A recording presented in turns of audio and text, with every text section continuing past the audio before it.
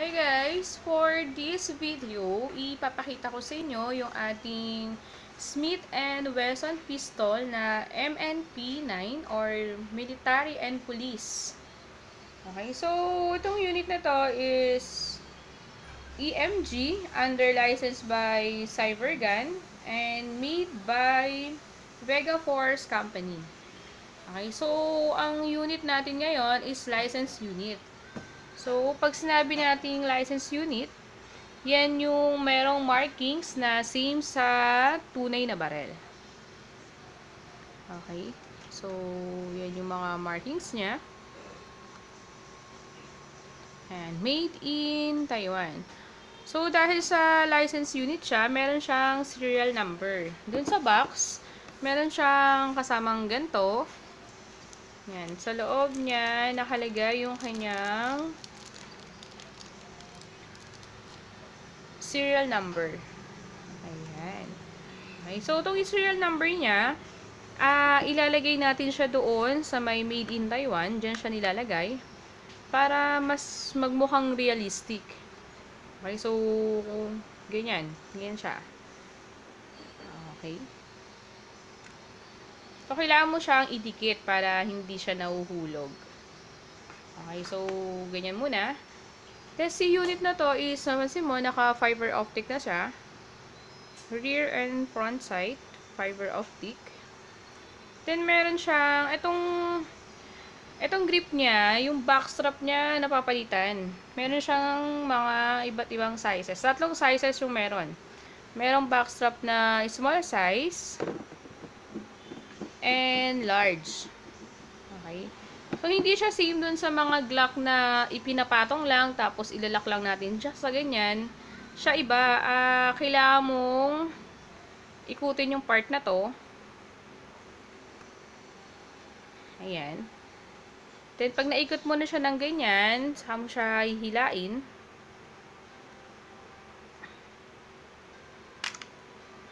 Yun. Ito kasi yung pinakalock niyan eh. So, kailangan yung lock mapunta doon sa uka na yan. Okay. So, yun. Pag natanggal mo na yan, pwede mo nang palitan yung kanyang backstrap. Okay. So, pwede kang gumamit ng small. Lagay mo lang yan. Tapos, yun o, ibabalik lang din natin siya. Same process. Balik, ikot.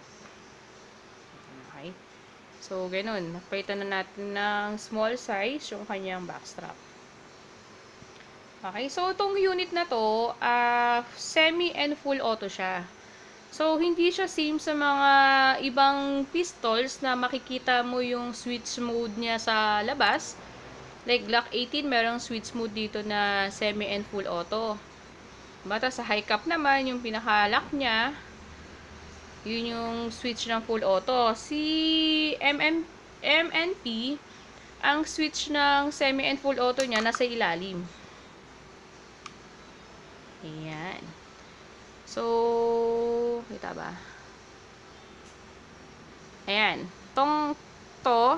Ito yung pinaka-switch niya sa full and semi-auto. So, pag nakaganyan siya, naka-semi mode yan. Pag nakaganyan, full auto. Semi, full. Okay, so, ganyan yung switch mode niya. Ganyan yung switch mode ng MNP pistols. Okay. So, try natin guys. Ito yung kanyang magazine. So, yung magazine niya, realistic din. Malalagyan mo lang siya ng mga, ano ba to?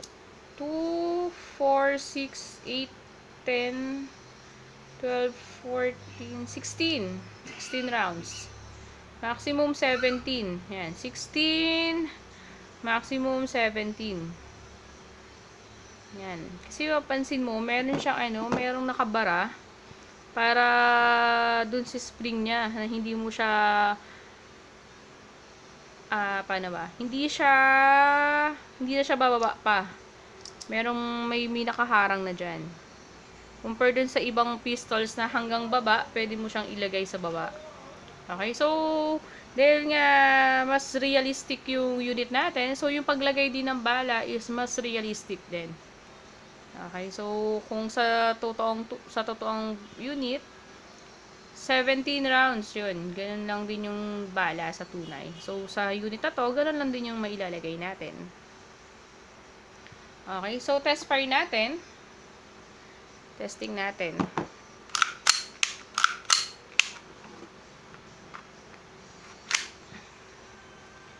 So, pag naghawak tayo ng baril, lagi tayong trigger finger out for safety. Okay, so tapat lang natin yan sa target. So, pag naghahawak lagi tayo guys ng airsoft, i-treat natin siya na same sa tunay. Okay guys.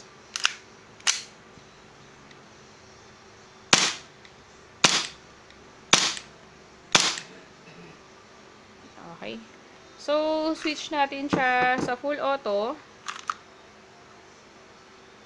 Yan. Okay.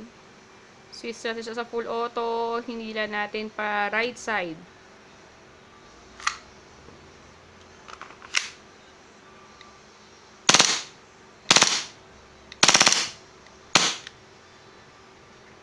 Okay. So, ganyan. Pag naubos ng bala, nag-slide lock for safety, release yung magazine.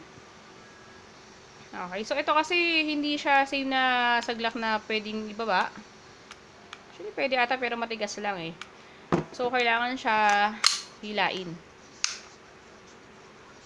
Okay, so sa gantong model, meron din tayong tan. Ayan, ito yung color na tan. Okay, yan yung mga markings. Markings niya same sa tunay.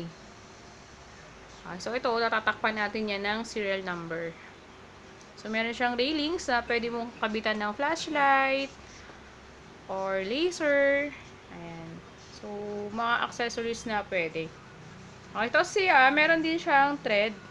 So, pwede siyang kabitan ng suppressor. Ayan, pareho sila. Black and tan, merong thread na ganyan na pwede nating lagyan ng suppressor or yung silencer. Okay guys, so sa mga gusto mag-order, i-message nyo lang kami. Marami tayong stock nito ngayon. So, PM nyo lang kami sa ating FB page or pwede nyo kaming tawagin sa mga contact number na nakalagay sa page natin. Okay guys, so yun lang guys. Thank you for watching.